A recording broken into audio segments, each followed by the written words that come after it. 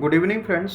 आज का मेरा लेक्चर वीडियो इंडियन इकोनॉमी के खास करके इंडस्ट्रियल सेक्टर के ऊपर डिपेंड है, जिसमें हम इंडस्ट्रियल सेक्टर उसके ऊपर पूरा रिव्यू करेंगे कि भाई 1950-51 से लेकर 24-25 के इस सिनेरियो में इंडिया की जीडीपी में इंडस्ट्रियल सेक्टर का कंट्रीब्यूशन कैसा रहा है, कहाँ पर निगेटिव आउटकम देखने को मिल रहा है और ऑल ओवर सरकार की या गवर्नमेंट की इंडस्ट्रियल पॉलिसीज़ कैसी रही हैं।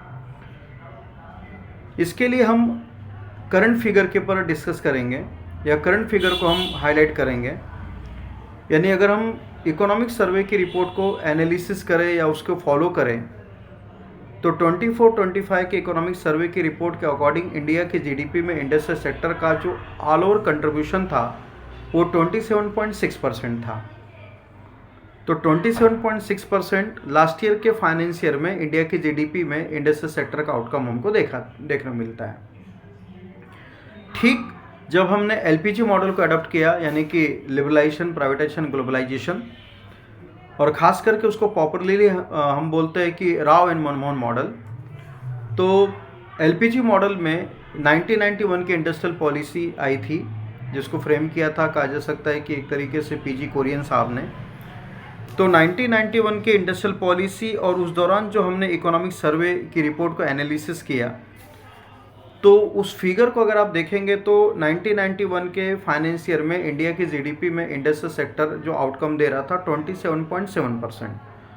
देखिएगा दोस्तों, ये शॉकिंग फिगर है कि 1991 के फाइनेंस ईयर में इंडिया की जीडीपी में इंडस्ट्रियल सेक्टर का आउटकम 27.7% है, और लास्ट ईयर यानी 24-25 के इकोनॉमिक सर्वे की रिपोर्ट के अकॉर्डिंग इंडिया की जीडीपी में इंडस्ट्रियल सेक्टर का आउटकम 27.6% है। ऑलमोस्ट हम ये कह सकते हैं कि लास्ट 33 ईयर में जो टोटल एवरेज ईयर आपके सामने आते हैं, तो लास्ट 33 ईयर में इंडस्ट्रियल सेक्टर का जो परफॉर्मेंस रहा है या उसकी जो ग्रोथ रही है वो स्टैग्नेटेड है, यानी ठहर सी गई, रुक सी गई है। ना ही बहुत नीचे गया और ना ही बहुत ऊपर गया, यानी कि ठहरा हुआ है। 27.7 से हम 27.6% है लास्ट 33 ईयर में, जो डेफिनेटली कहा जा सकता है कि इकोनॉमिकल पॉइंट ऑफ व्यू से बिल्कुल ही अच्छा फिगर नहीं है। और ठीक अगर हम 1950-51 के अगर हम इकोनॉमिक सर्वे की रिपोर्ट को देखें या उस दौरान के जीडीपी कॉम्पोजिशन को देखें, तो उस दौरान इंडिया की जीडीपी में इंडस्ट्रियल सेक्टर जो आउटकम दे रहा था वो 16.6% का दे रहा था।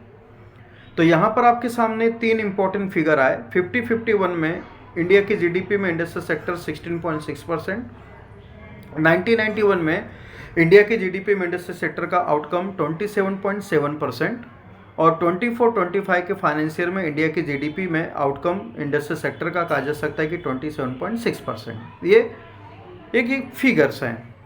तो डेफिनेटली अगर हम 1950-51 को अगर हम 1991 के हिसाब से काउंट करेंगे तो वहाँ पर हमको 10% का ग्रोथ देखने को मिलता है, यानी 16% से हम 27% पे जंप कर रहे हैं। लेकिन 1991 से लेकर 24-25 में देखा जाए तो हम 27.7% से हम 27.6% पर आ रहे हैं, यानी कि पॉजिटिव तो नहीं है लेकिन थोड़ा बहुत निगेटिव तो यहाँ पर दिखाई दे रहा है। ऑल ओवर कहा जा सकता है कि इंडिया का इंडस्ट्रियल सेक्टर बहुत ज़्यादा हेल्दी नहीं है, ये आंकड़े इंडिकेट करते हैं। अब हमें ये देखना है कि क्यों इस तरीके का परफॉर्मेंस हमारा पीछे गया और क्यों इंडस्ट्रियल सेक्टर कहा जा सकता है कि जो एक्सपेक्टेड आउटकम चाहिए था जीडीपी में उतना नहीं दे पाया। उसके अपोजिट अगर हम आज के डेट में अगर हम चाइना की इकोनॉमी को कंपेयर करें तो चाइना की जीडीपी में इंडस्ट्रियल सेक्टर का जो टोटल आउटकम है वो 36% के आसपास, यानी कि अराउंड 37 मान सकते हैं आप।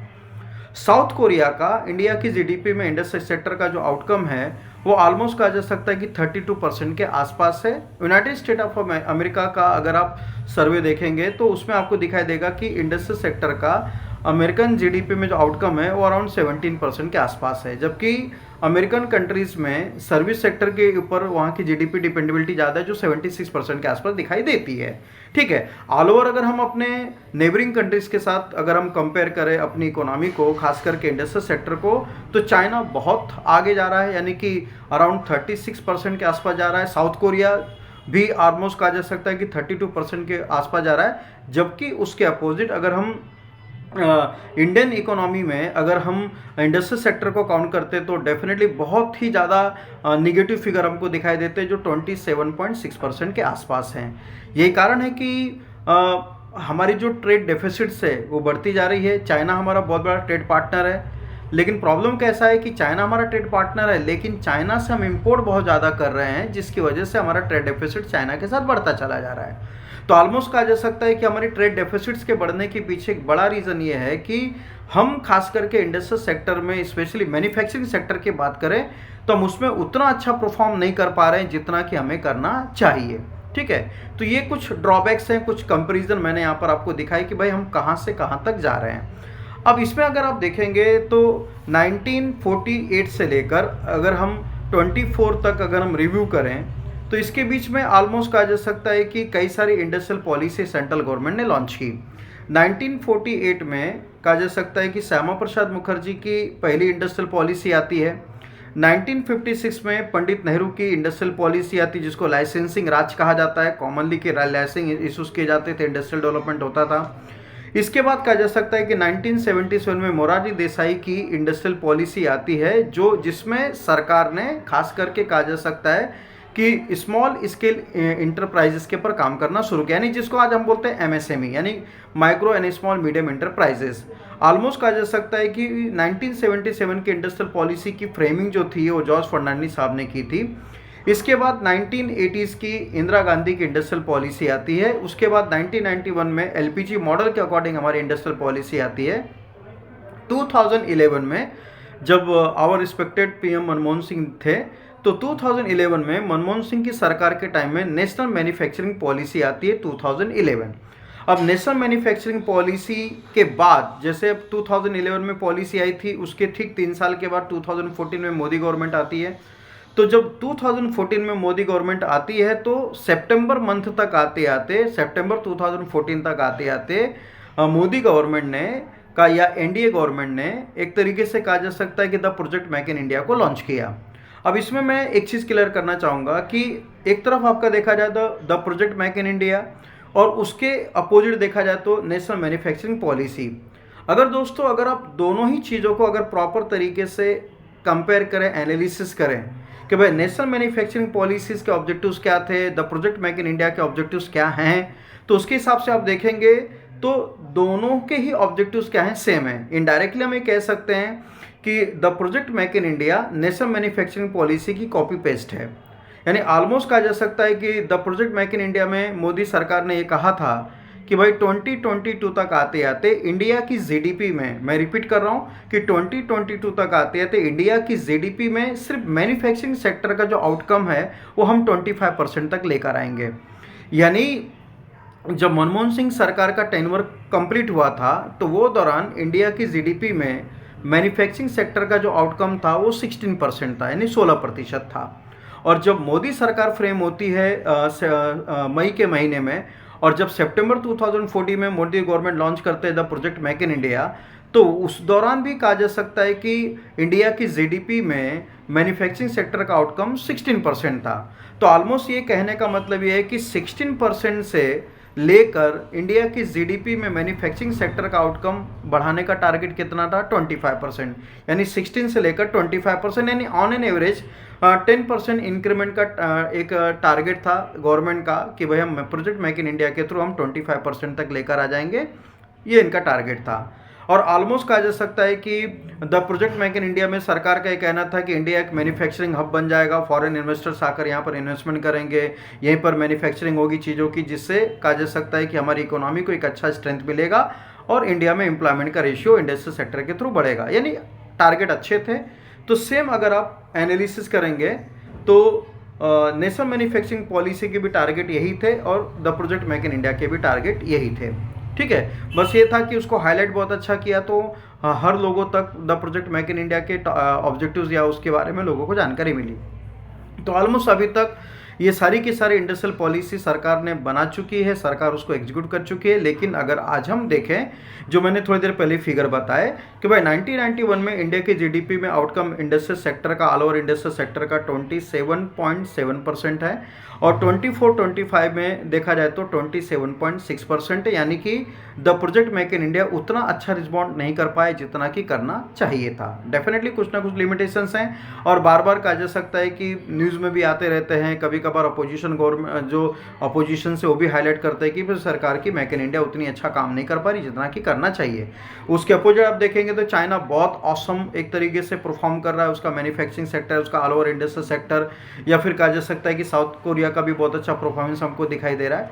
अब हमें देखना है कि हमसे लैकिंग कहाँ पर हुई, या हमसे कहा जा सकता है कि गलतियाँ कहाँ पर हुई, जिसकी वजह से इंडस्ट्रियल सेक्टर उतना अच्छा परफॉर्म नहीं कर पा रहा है जितना कि करना चाहिए। अब 2-3 पॉइंट्स और मैं यहाँ पर एनालिसिस करूँगा। अभी देखिएगा जैसे दोस्तों कि जैसे इंडस्ट्रियल सेक्टर, अब इंडस्ट्रियल सेक्टर होता क्या है। अब इसमें देखा जाए तो अगर हम मैन्युफैक्चरिंग को काउंट करें, माइनिंग को काउंट करें, गैस एंड इलेक्ट्रिसिटी के सप्लाई को काउंट करें, या फिर वाटर मैनेजमेंट को काउंट करें, या कंस्ट्रक्शन को काउंट करें, ऑलमोस्ट कहा जा सकता है कि manufacturing, mining, gas and electricity, और उसके बाद कहा जा सकता है कि वाटर मैनेजमेंट, या फिर कहा जा सकता है कि कंस्ट्रक्शन, तो इन सब को अगर हम रिव्यू करते हैं तो हमारा इंडस्ट्रियल सेक्टर बनता है। और इसमें मैन्युफैक्चरिंग, माइनिंग और गैस इलेक्ट्रिसिटी को अगर हम काउंट कर देंगे तो वो इंडस्ट्रियल एरिया के रूप में काउंट होता है। अब ये है दोस्तों कुछ बेसिक कॉम्पोजिशंस हैं इंडस्ट्रियल सेक्टर के बारे में जो मैंने आपको दिए, कुछ फिगर्स मैंने आपको दिए। इसके अलावा इसमें कुछ कोर एरिया भी काउंट किए जाते हैं, जैसे 8 core area, total 8 core area count होते हैं, जैसे कोल हो गया, क्रूड एंड ऑयल हो गया, नेचुरल गैस हो गया, पेट्रोलियम रिफाइनरी हो गया, फर्टिलाइजर हो गया, स्टील हो गया, सीमेंट हो गया, इलेक्ट्रिसिटी, ये सब कहा जा सकता है कि 8 कोर एरिया है जो हमारी देश की जीडीपी में बहुत अच्छा कंट्रीब्यूट करते हैं। अब ये देखा जाए तो 1948 की श्यामा प्रसाद की इंडस्ट्रियल पॉलिसी, जिसमें कैटेगरीज किए गए थे कि भाई कैटेगरी ए होगी, बी होगी, सी होगी, डी होगी, और ज़्यादातर कहा जा सकता है कि इंडस्ट्रियल डेवलपमेंट की जो अकाउंटेबिलिटी थी कि भाई जो मेजर इंडस्ट्रीज़ होगी, जो कोर इंडस्ट्रीज़ होगी, वो सरकारी उसको फ्रेम करेगी, उसको रेगुलेट करेगी। कुछ पर्टिकुलर एरिया में सरकार ने प्राइवेट इन्वेस्टर्स के लिए, डोमेस्टिक इन्वेस्टर्स के लिए ओपन किए थे, लेकिन ज़्यादातर इंडस्ट्रियल सेक्टर के डेवलपमेंट की जो अकाउंटेबिलिटी थी, जो जिम्मेदारी थी, वो सरकार ने अपने हाथ में रखी थी। अब 1956 में जब पंडित नेहरू की इंडस्ट्रियल पॉलिसी आती, जिसको हम एक लाइसेंसिंग राज बोलते हैं कि भाई लाइसेंस इशू लेना पड़ेगा और आप इंडस्ट्री सेटअप करते हैं। डेफिनेटली कहा जा सकता है कि 1956 की इंडस्ट्रियल पॉलिसी 1948 की इंडस्ट्रियल पॉलिसीज़ के कंपैरिजन में लिबरल थी। सरकार ने प्राइवेट इन्वेस्टर्स के साथ कहा जा सकता है कि उनके लिए भी डोर ओपन किए कि भाई वो इंडिया के इंडस्ट्रियल सेक्टर में इंडस्ट्रीज़ को सेटअप कर सकते हैं। ऑलमोस्ट उसके बाद इंडिया में इंडस्ट्रियल ग्रोथ रेट अच्छा दिखाई देता है। जैसे आप देखेंगे कि जब हम सेकेंड फायर प्लान को अगर हम स्टार्ट करते हैं, तो जिसमें सेंट्रल गवर्नमेंट ने, भारत सरकार ने एक तरीके से इंडस्ट्रियल सेक्टर के डेवलपमेंट की बात की, जिसमें हमने स्टील इंडस्ट्रीज वगैरह को सेटअप किया। तो ऑलमोस्ट कहा जा सकता है कि 1956 के बाद इंडस्ट्रियल डेवलपमेंट हमको बहुत अच्छा दिखाई देता है। अगर हम फायर प्लान के वैल्यूएशन को करें तो उसमें भी आंकड़े हमको सेटिस्फेक्शन डेफिनेटली देते हैं। लेकिन कैसा था दोस्तों कि 1965 तक आते आते, यानी कि 1956 की इंडस्ट्रियल पॉलिसी के एग्जीक्यूट होने के 10 साल के बाद, 10 ईयर के बाद, 1965 तक आते आते सेंट्रल गवर्नमेंट खास करके रिव्यू करना चाहती थी कि भाई इंडस्ट्रियल पॉलिसी 1956 का इम्पैक्ट क्या है इंडिया के इंडस्ट्रियल डेवलपमेंट के ऊपर। तो इसमें कहा जा सकता है कि पहली जो इंक्वायरी कमीशन आती है जो 1956 की इंडस्ट्रियल पॉलिसी का रिव्यू लेती है, उसको बोलते हैं R K. Hazari committee. R K. Hazari committee ने रिव्यू किया, एनालिसिस किया इंडस्ट्रियल डेवलपमेंट का पूरा, और आर.के. हजारी कमेटी का ये कहना था कि 1956 की इंडस्ट्रियल पॉलिसी से इंडिया में डेफिनेटली इंडस्ट्रियल डेवलपमेंट हुआ है, इसमें कोई डाउट नहीं है। लेकिन उनका ये कहना था कि ज़्यादातर जो इंडस्ट्रियल जो डेवलपमेंट है, वो जो इंडिया के जो लीडिंग कैपिटलिस्ट हैं, जो बड़े बड़े उद्योगपति हैं, उनके थ्रू ज़्यादा हुआ है। यानी इंडस्ट्रियल सेक्टर का या इंडस्ट्रियल डेवलपमेंट का एक तरीके से कहीं ना कहीं सेंट्रलाइजेशन हो गया है। यानी कुछ एक लोगों के हाथ में पूरी की पूरी इंडस्ट्रियल सेक्टर एक तरीके से क्या कर रही है, कंट्रोल हो रही है, रनअप हो रही है। जिसकी वजह से कैसा हो रहा है कि जैसे छोटे मोटे इन्वेस्टर्स हो गए या छोटे मोटे इंडस्ट्रीज हो गए, कैपिटलिस्ट हो गए, उनको बहुत ज़्यादा मौका नहीं मिल रहा है कि वो इंडिया में इंडस्ट्रियल डेवलपमेंट को आगे लेके जाएँ, या उनको प्रायोरिटी नहीं मिल पा रही है। अब दरअसल में कैसा होता है दोस्तों कि अगर हम इंडस्ट्रीज़ को अगर हम कैटेगराइज करें तो एक होता है वेट लूजिंग इंडस्ट्रीज़ और एक होती है वेट गेनिंग इंडस्ट्रीज़। अब वेट लूजिंग इंडस्ट्रीज़ मतलब कैसा आ गया कि जैसे एग्जांपल के तौर पे स्टील इंडस्ट्रीज़ हो गई या सीमेंट इंडस्ट्रीज़ हो गई, ये वेट लूजिंग इंडस्ट्रीज़ है। यानी कहने का मतलब ये है कि जब आप किसी एक पर्टिकुलर फिनिश प्रोडक्ट को बनाना चाहते हैं, तो जब आप किसी पर्टिकुलर फिनिश प्रोडक्ट को बनाना चाहते हैं, फॉर एग्जांपल आप स्टील बनाना चाहते हैं। अब एग्जांपल दे रहा हूँ कि जैसे आप 10 टन स्टील का निर्माण करना चाहते हैं, प्रोडक्शन करना चाहते हैं, तो 10 टन स्टील के लिए के प्रोडक्शन के लिए आपको कम से कम 100 टन कोल लगेगा। फिर उसमें आपको कहा जा सकता है कि लाइमस्टोन लगेगा, उसमें आपको कहा जा सकता है कि बॉक्साइट लगेगा, वगैरह वगैरह। तो ऑलमोस्ट कहा जा सकता है कि जो वेट लूजिंग इंडस्ट्रीज होती हैं उसमें रॉ मटेरियल का रिक्वायरमेंट ज़्यादा होता है और फिनिश प्रोडक्ट जो होता है वो बहुत कम आता है, इसलिए उसको हम बोलते हैं एक तरीके से वेट लूजिंग इंडस्ट्रीज। यानी टोटल आपने रॉ मटेरियल उसमें एक तरीके से इन्वेस्ट किया 500 किलोग्राम का, तो आपको आउटपुट कितना आएगा, जो फिनिश प्रोडक्ट बनेगा वो ऑलमोस्ट कहा जा सकता है कि 10 किलो का आएगा। तो ऐसे में क्या हो जाता है दोस्तों कि जो वेट लूजिंग इंडस्ट्रीज़ हैं, तो ऐसे इंडस्ट्रीज़ का सेटलमेंट ऐसे एरिया में किया जाता है जहाँ पर कम से कम कहा जा सकता है कि जैसे 5 अगर रॉ मटेरियल लगेंगे तो उसमें से कम 3 ऐसे मटेरियल्स होने चाहिए, रॉ प्रोडक्ट होने चाहिए, मटेरियल होने चाहिए जो आपके इंडस्ट्रीज़ के लोकेशंस के आसपास होने चाहिए। यही कारण है कि अगर आप कभी देखेंगे, जैसे आप छत्तीसगढ़ को देखिए या वेस्ट बंगाल को देखिए या फिर अगर आप झारखंड को देखिए या फिर कहा जा सकता है कि आप आंध्र प्रदेश को देखिए, तो इनिशियल स्टेज में ज़्यादातर कहा जा सकता है कि इंडस्ट्रियल डेवलपमेंट इन्हीं सब हिस्से में हुआ है, क्योंकि यहाँ पर कोल के रिसोर्सेज अवेलेबल हैं, यहाँ पर कहा जा सकता है कि मैग्नीशियम के रिसोर्सेज अवेलेबल है, यहाँ पर लाइमस्टोन के रिसोर्सेज अवेलेबल हैं, ईजी कहा जा सकता है कि एक तरीके से कम्युनिकेशन है, रेलवे की अच्छी नेटवर्किंग है। तो जब 1956 की इंडस्ट्रियल पॉलिसी आती है जिसमें रेस्ट्रिक्शंस कम थे और इस वजह से जो लीडिंग इंडस्ट्रीज थे, बड़े बड़े उद्योगपति थे, उन्होंने इन सब हिस्सों में इंडस्ट्रियल डेवलपमेंट अच्छा खासा किया। लेकिन इसके साइड इफेक्ट क्या आ गए कि जैसे आर के आचार्य साहब का कहना था कि भाई लीडिंग इंडस्ट्रीज के कंट्रोल की वजह से जो छोटे मोटे इंडस्ट्रीज है उनको प्रायोरिटी नहीं मिल पा रही है। इंडस्ट्रियल डेवलपमेंट कुछ एक सिलेक्टिव एरिया में हो रहा है, पूरे देश भर में नहीं हो पा रहा है, जिसकी वजह से एम्प्लॉयमेंट जनरेशन ज़्यादा नहीं हो पा रहा है। और सबसे इम्पोर्टेंट बात ये थी कि जो नेचुरल रिसोर्सेज थे उसके पर भी कंट्रोल प्राइवेट इन्वेस्टर्स का हमको ज़्यादा देखने को मिल रहा है। तो डेफिनेटली कहा जा सकता है कि पॉजिटिव चीज़ें तो इसमें दिखाई दे रही हैं, लेकिन निगेटिव चीज़ें ज़्यादा दिखाई दे रही है। यानी नेचुरल रिसोर्सेज का कंट्रोल कर लेना, या फिर कहा जा सकता है कि सिलेक्टेड एरिया में इंडस्ट्रियल डेवलपमेंट होना, सिलेक्टिव एरिया में ही लोगों को एक तरीके से एम्प्लॉयमेंट जनरेट होना, बाकी कहा जा सकता है कि छोटे मोटे इंडस्ट्रीज को ज़्यादा मौका नहीं मिल रहा है।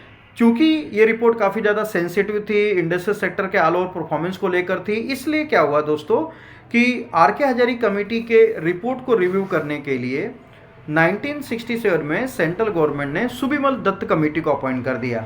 अब सुबिमल दत्त कमेटी अपॉइंट होती है 1967 में। अब सुबिमल दत्त कमेटी ने भी अपनी रिपोर्ट में उन्हीं सब चीज़ों को ज़्यादा रिव्यू किया, एनालिसिस किया जो आर के हजारी साहब ने अपनी कमेटी में कहा था।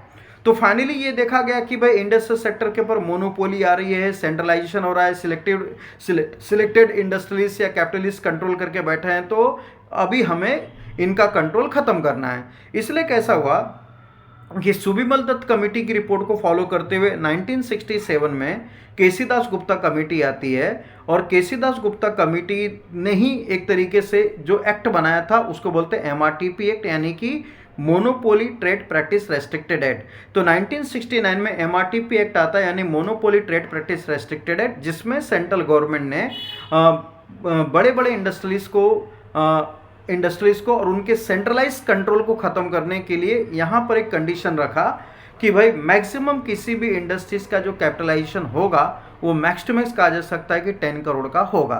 यानी सरकार ये कहना चाहती है, या MRTP एक्ट के थ्रू ये कहा गया कि किसी भी इंडस्ट्रीज का मैक्सिमम कैपिटलाइजेशन कहा जा सकता है कि 10 करोड़ का हो सकता है, नॉट मोर देन 10 करोड़।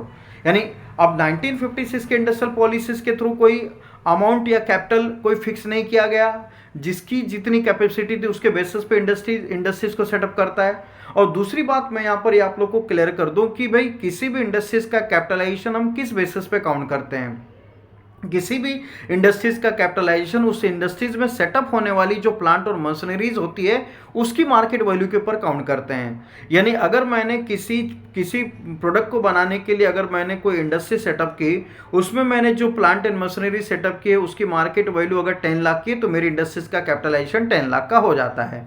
भले मैं बड़ा इंफ्रास्ट्रक्चर रख रहा हूँ, अच्छे सोफा रख रहा हूँ, अच्छी मैंने केबिन बना ली, एसी लगा ली, वो काउंट नहीं होगी।